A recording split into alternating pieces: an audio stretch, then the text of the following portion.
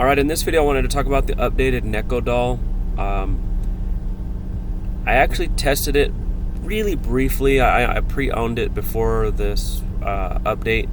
Was pretty excited about it, and then I had a couple minutes to test it. Wasn't really able to play too much. And then now that I'm really kind of circling back, the item's actually, I really kind of feel like it's much better than even I realized in the moment. But basically, they gave it a plus 20% damage to fire element. So basically, it's a fire Misc now. You gain plus 50 luck, which I always welcome more luck. And then it comes with 2 skills. I'm going to talk about this one first. This is going to cost a turn, and then the SP cost is a standard skill. But basically, it'll do a auto hit damage attack, so there'll be some damage. 296, it's okay, but it leaves behind a power 4 2-round burn. So you could just do this every time. It's not too much too different than maybe Sunburst Amulet in that regard, except the amulet has the potency, and I think I'm trying to remember, I think the SP cost on the amulet is more of an overcharged cost. But as you can see, you could just sit here and do this.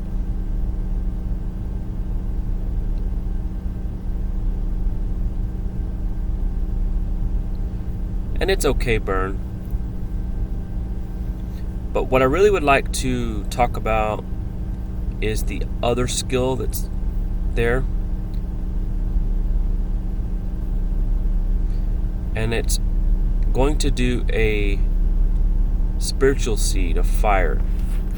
This that status was on an old item, and I'm trying to remember what it was. It seemed like it was a Frostveil item from maybe like 10 or 12 years ago, and then they may not have ever brought it back. But if you notice, it's a power 17, and I know the power level for the different effects is different. But basically, in 2 rounds, it's going to unleash. But what's cool about this one is you can just do it over and over. If you want to do it every round, you can do it. It's quick cast. So you could just stack it and stack it and stack it and stack it. So what I'm going to do here, especially since the combat practice trainer's not even resist it, because it's a 50% save, but it's not going to be able to kill me really. So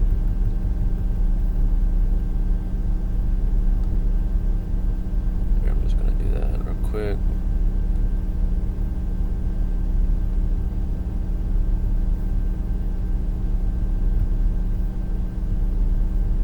So I'm not sure how many of these I'm going to end up with.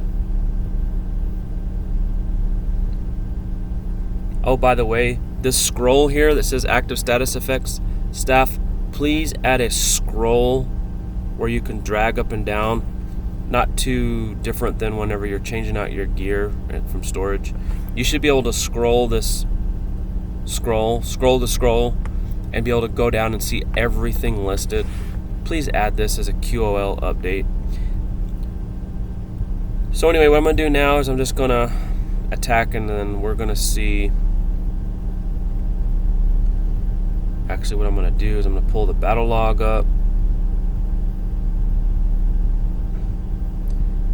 and then I want to see what the total damage is going to be.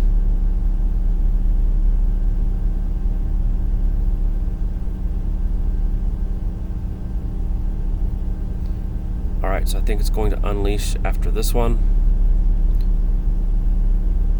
It'll be interesting to see if almost 5,000 damage. Alright, so here I had 7 of these.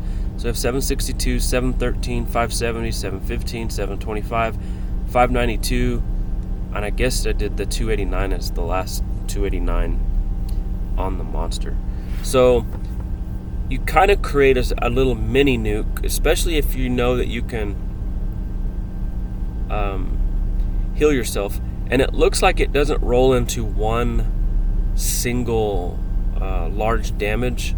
So you could actually use this to get multiple hits on damage caps, it would seem, versus monsters that have damage caps. Now, yeah, I just ate a bunch of hit points to prevent to get this done, so that's going to be an obstacle, obviously. But as you can see, you can potentially do a lot of damage. There was no Ellie Vulns here, and I don't know.